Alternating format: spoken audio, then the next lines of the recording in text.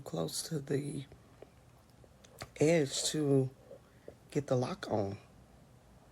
And I can imagine this being a problem with padlocks too, with other padlocks.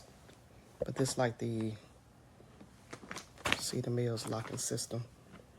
So I would think that this case should be standard for locks to be able to fit, but I have to go out and buy a string lock.